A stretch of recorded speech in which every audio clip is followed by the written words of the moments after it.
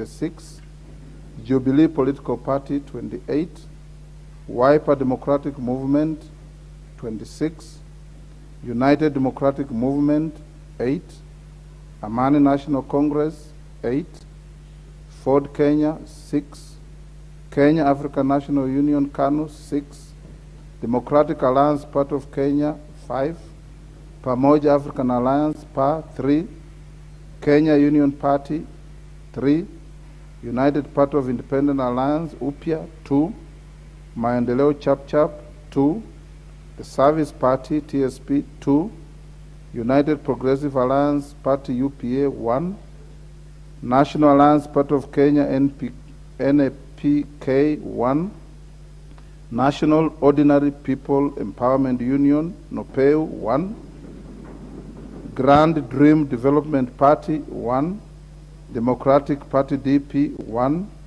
Movement for Democracy and Growth MDG 1, Chama cha Mashinani 1.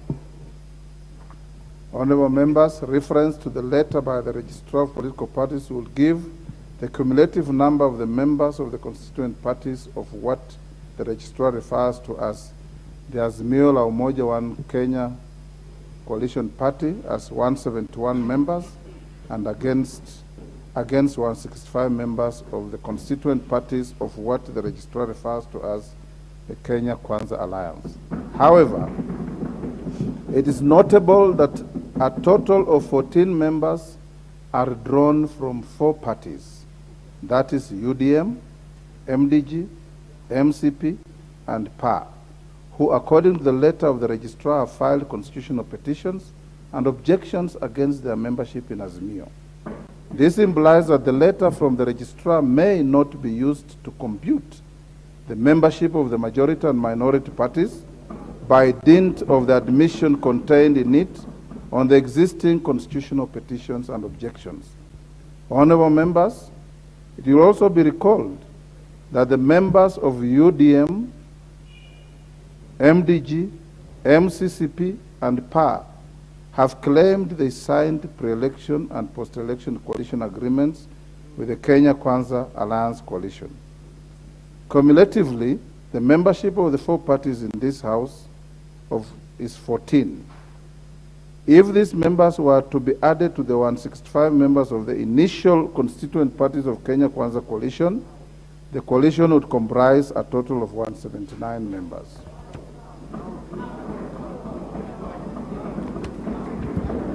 Consequently, the Azimio coalition would then, I have not finished this ruling at all.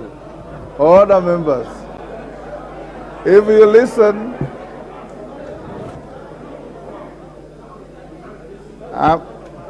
I'm sure the Honorable Mbandi, you know the difference between if and when. I'm sure you know the difference between if and when. Consequently, the Azimio coalition would then comprise a total of 157 members. However, honorable members, the pending constitutional cases and objections by members of UDM, MDG, MCCP, and PA, noted by the Registrar of Political Parties in addition to the letters sent by the members and the contentions recorded during Tuesday's sitting, have a profound bearing on the matter at hand insofar as the same relates to the business of the House. At this stage, honorable members, the House has a choice to either hold its proceedings and await the determination of matters that are before the Political Parties Disputes Tribunal or the courts, or to permit the Speaker to make a decision that facilitates this House to continue discharging its constitutional functions. In any event, all the honorable members, you will hear the Speaker in silence. In any event, members are aware that the sub judice rule is a rule that the House imposes on itself. It can never be contemplated that the House can curtail the performance of its own mandate.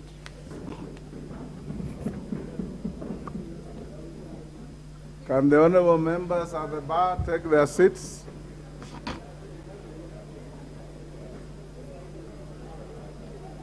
Yes.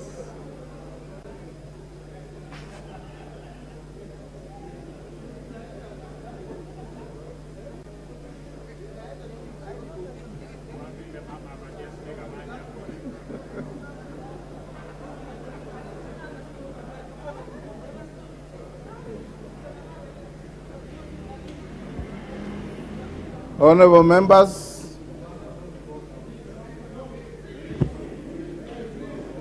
take your seats or take your oath. I've given you. Okay, honorable members, as this includes, among others, the formation of not only the House Business Committee, but also other key committees of the House, whose membership must be appointed within a prescribed timeline of 7 days, and others that are extremely critical to the functioning of this House and the national government. Honorable members, the committees that ought to be constituted within 7 days include the following: the House Business Committee, which determines, prioritizes, approves the business to be considered by this House under Standing Order 171. The Committee on Selection, which is responsible for nominating members to serve in committees under Standing Order 172. The Committee on Appointments, which is responsible for vetting of persons nominated to serve as cabinet secretaries under Article 152(2) of the Constitution. The Budget and Appropriations Committee, which is responsible for consideration of the budget estimates. The National Government Constituencies Development Fund Committee, which is responsible for overseeing the policy and legislative framework matters relating to NGCDF. This is especially important, noting the need for a forum to deliberate some current matters that you are all fully aware of. Honorable members, the disclosure by the registrar relating to the petitions and objections, the letters by the members of the 4 parties, the oral objections raised in this House, and the need to promote the continuity of the business of the House while respecting the due process of the courts of law, presents this House with a complex situation that requires balanced consideration of the intent and philosophy behind the provisions of Article 108 and Article 124 of the Constitution. Honorable members, in determining this delicate balance between the provisions that establishes the leadership positions of the House and the provisions which empowers this House to make its own rules of procedure, due regard must be given to Article 3 of the Constitution, which requires all persons to protect, defend, and uphold the Constitution, and Article 10 of the Constitution, which requires one to apply the national values and principles of governance when interpreting the Constitution. Honorable members, I note that the 4 parties that I mentioned cumulatively comprise 14 members. The members elected this House under the 4 parties have exercised their freedom of association under Article 36 of the Constitution. They have already migrated to the Kenya Kwanza Alliance, both in writing and in action. The parties are already enjoying the benefits accruing from their membership of the Kenya Kwanza Coalition, based on the coalition agreements that they signed and deposited with the registrar. Indeed, honorable members, as noted earlier, the 14 members have written to me, distancing themselves and their parties from the Azimio coalition, and have called upon the Speaker to recognize their coalition agreement with Kenya Kwanza with respect to the business of this House. I also did note the verbal representation made by the 14 members during the debate on the Tuesday, the 4th of October. Honorable members, I started by noting the sentiments of the Honorable John Badi on the fact that the members comprising the leadership of Kenya Kwanza Coalition and the Azimio la Umoja One Kenya Coalition Party was not in contention.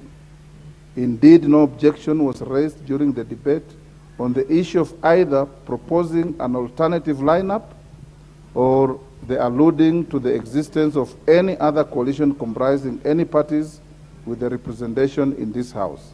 Having addressed the question of who between the Kenya Kwanza Coalition and the Azimio la Umoja One Kenya Coalition is entitled to appoint the leader of the majority party, allow me to discharge my responsibilities under Standing Order 19A4 and 24 with respect to the leadership of the House in the 13th Parliament. Honorable members, allow me now to address the House on the fate of the letters from Jeremiah Kioni before I come to that point. The Secretary General of the Jubilee Party, which I mentioned in my communication on Tuesday, 4th October. The Jubilee Party, and indeed any other parliamentary party, is at liberty to designate its party leaders and whips by dint of the provisions of Standing Order 20A, which provides for the recognition of parliamentary parties. Specifically, the Standing Order provides that a parliamentary party has the right to designate a leader and whip of the party in the House for purposes of the transaction of the business of the House. However, in parliamentary practice, the House frowns upon any purported communication emanating from strangers, especially if the matter relates to the internal organization of sections within the House. This is intended to ensure that the House only deals with persons that it can interact with and hold to account should need arise. For clarity, Standing Order 28.3 provides, and I quote, the names of the members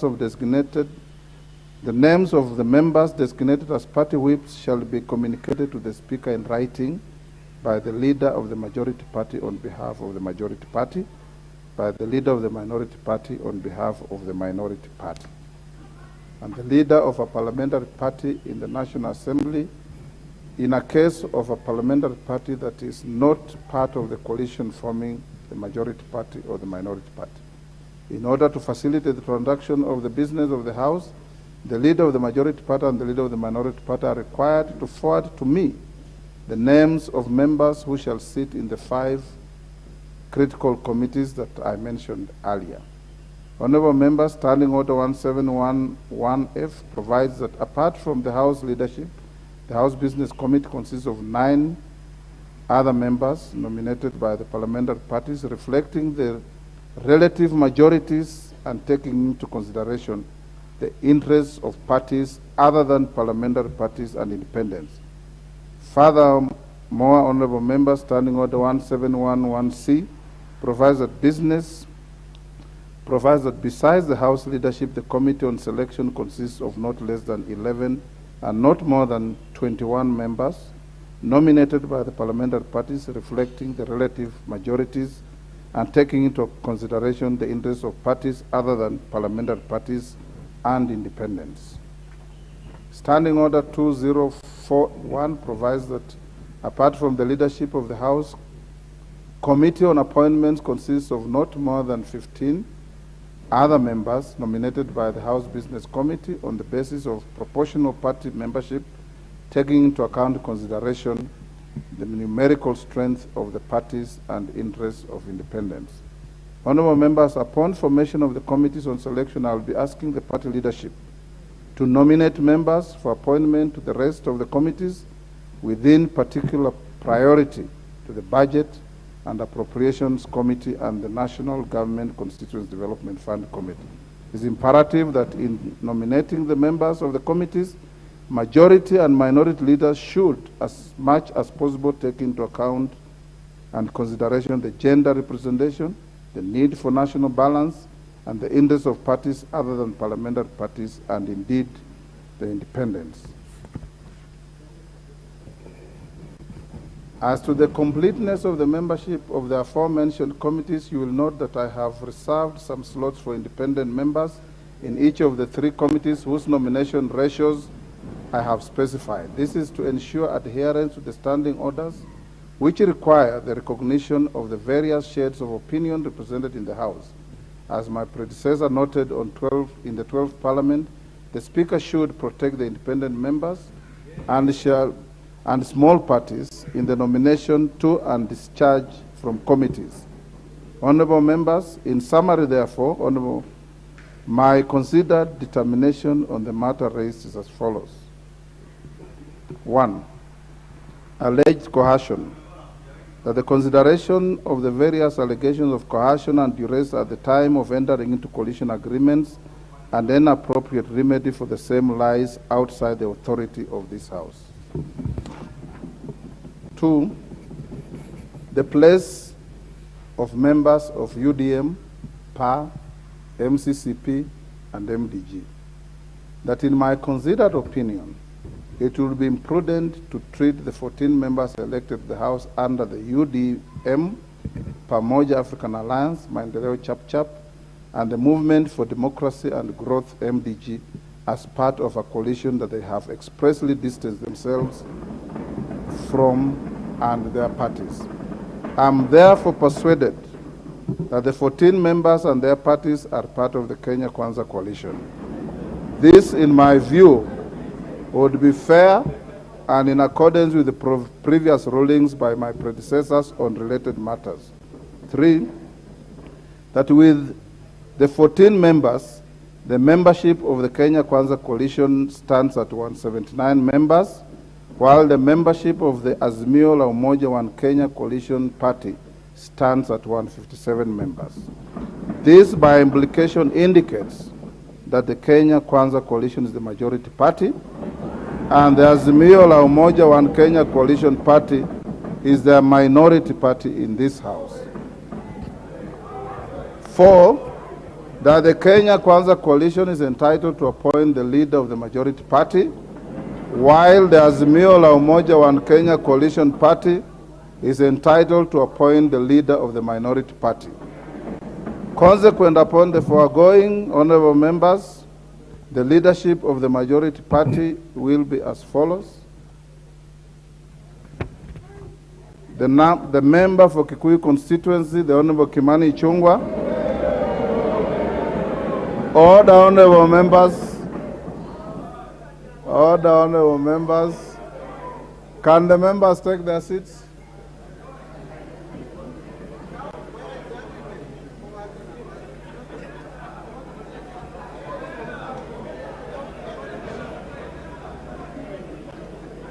The member for Kilifi North, the Honorable Owen Baya, is the deputy leader of the majority party.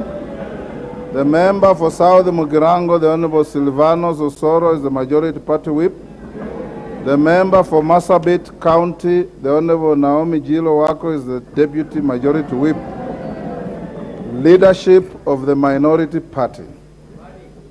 That with regard to the minority party, the member for Ugunja, the Honorable Opio Wandai, is the leader of the minority party. The member for Kadiani, the Honorable Robert Mbui, is the deputy leader of the minority party. The member for Suna East, the Honorable Junet Muhammad, is the minority party whip. And the nominated member, the Honorable Sabina Chege, is the deputy minority whip. The letters from the Secretary General of the Jubilee Party, I have already touched on those and we need not bother about them. That with respect to the House Business Committee, the leader of the majority party, the Honorable Kimani Ichung'wah, and the leader of the minority party, the Honorable Opio Wandai, are directed to submit not more than 4 members each to my office, latest by 10 a.m. on Tuesday, 11th October 2022.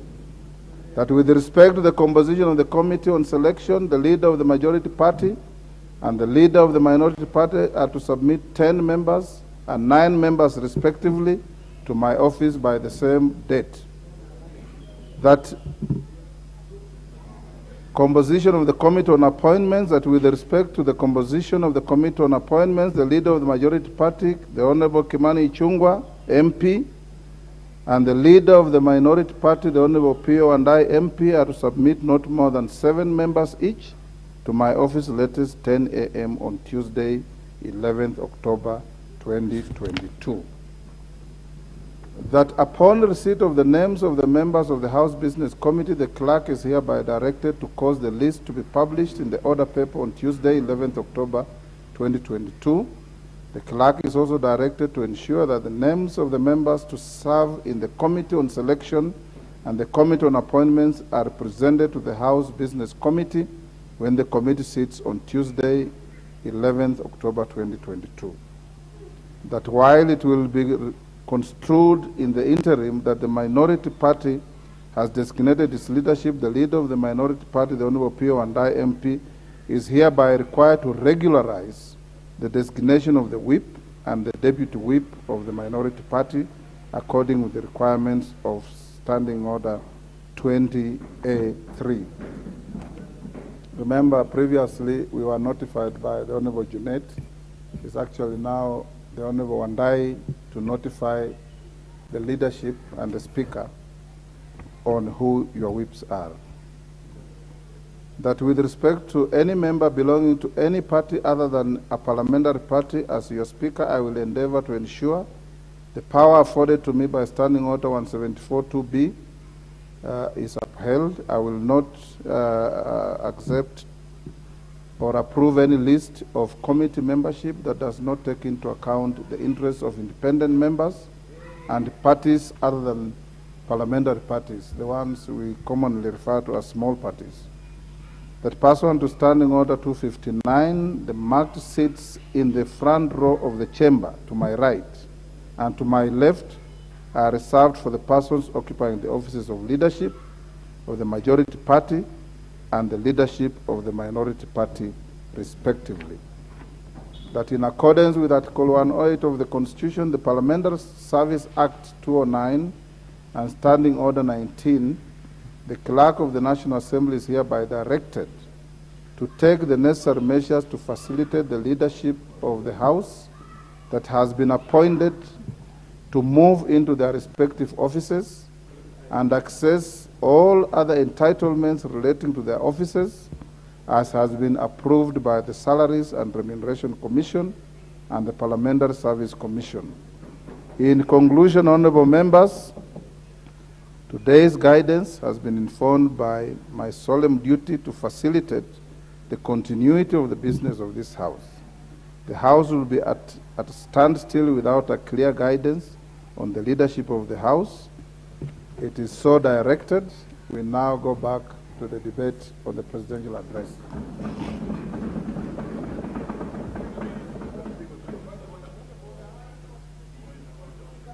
Yes, the Honorable Wandai. Yes, the Speaker, I listened keenly to your ruling on this contentious issue. Whereas, of course, I don't agree with it, I would wish to acknowledge the fact that this House operates in a quasi-judicial manner. And therefore, in line with the rules of natural justice, tenets of democracy, and established jurisprudence, I would wish to give notice that we shall be moving, Mr. Speaker, shall be moving you to review your decision. And for that reason, Mr. Speaker, I'll be asking you to give me opportunity to make certain submissions or to make an application for you to review your decision, which is obviously in line with the established jurisprudential practice. I will be again asking you to direct the clerk to facilitate my coalition with the certified copies of your ruling, if possible, by close of business today. Mr. Speaker, I say this with tremendous respect to your office and to the institution of Parliament. Mr. Speaker, it's important for us to establish a culture of openness, transparency, and indeed to work consciously towards entrenching democracy and the rule of law.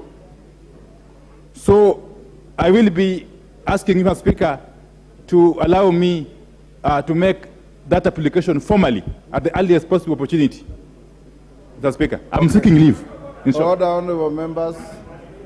Honorable members, in the tradition of the House and our standing orders and practice, once the Speaker makes a ruling such as the one I have made, is not subject to debate, it is not appealable, and it stands as it is.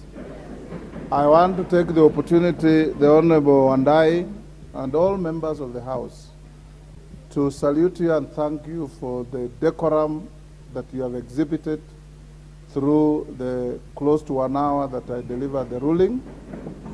I want to encourage the House that a decision has been made. Let the chips lie where they fell. Take up your offices, carry out a robust and vibrant oversight of the government, and make sure that public resources from taxpayers are put to good use, audit them vigorously, and make sure that you do everything possible within the law to ensure that we have a responsible parliament with both sides being responsive to the needs of the people of Kenya. There will be no further debate on this matter. You know the rules. You are all very senior members, honorable members, and the new colleagues who have come in want to learn from you, and don't give them misdirections on procedure. I want now to go to the next order that we had abandoned, to take the ruling, and I'll give the floor to the Honorable Member Abdikader Mohamud of Lagdera.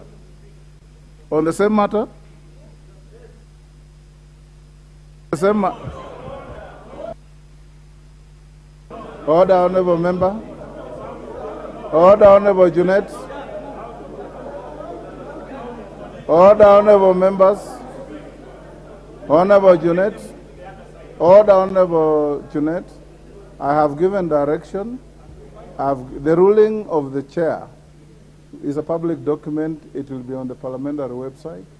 You can get it in the course of the evening or tomorrow, depending on what the clerks will do. And you can analyze it, you can critique it, you can do many things about it except debating it on the floor of this House.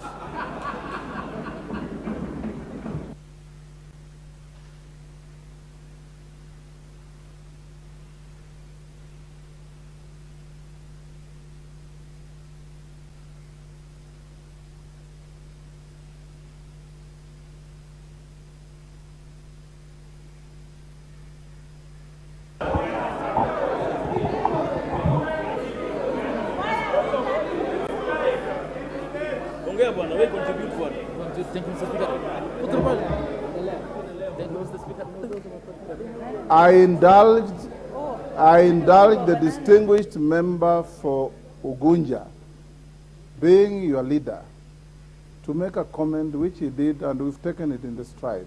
And I've given him direction, and you can see how distinguished he is in respect of what I've said. I want to urge you members that we have called the next order which we had left before the ruling, and the member for Lagdera, if he's on the floor, he can continue the debate. If he's not, we give the floor to the next member. Go on, member.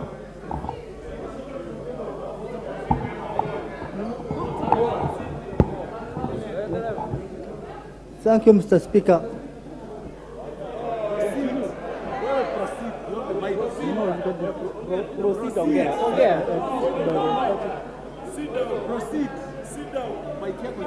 Member for Lagdera, if you want to cede your position, we can give to somebody else. Proceed.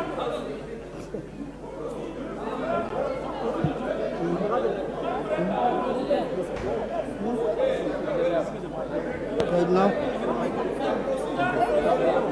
Thank you.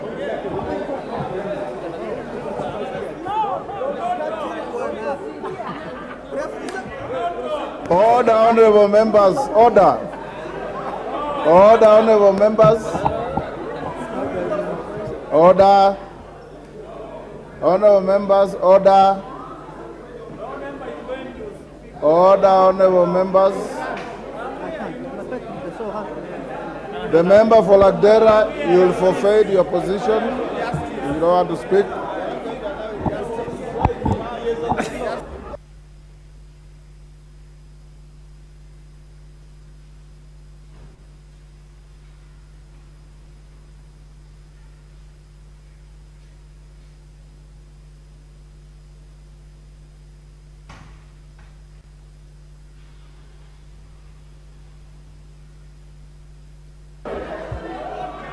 Order, honorable members.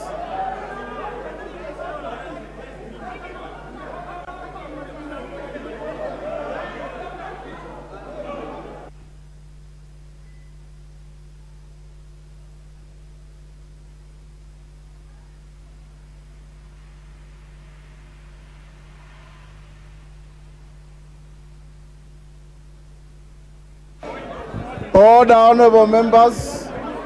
Order. Order, honorable members. Yes. Yes. Order, honorable members.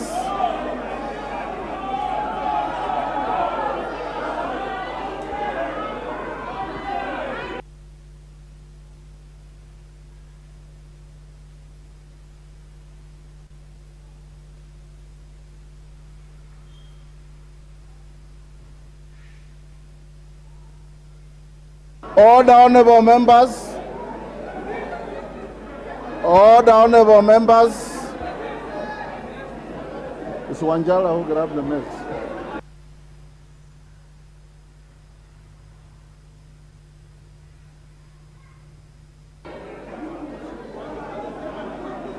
Order, honorable members. Order, honorable members.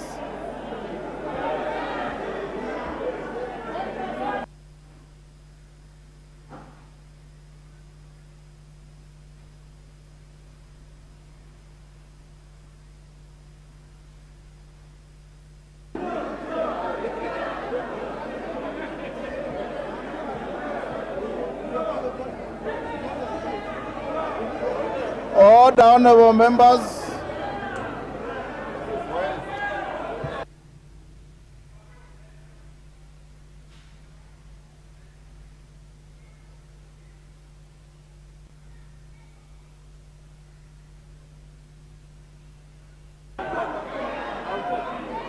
Order, honorable members. Order.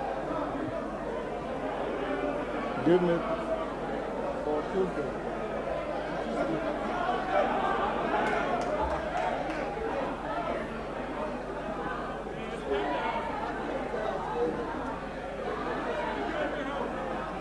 Honorable members,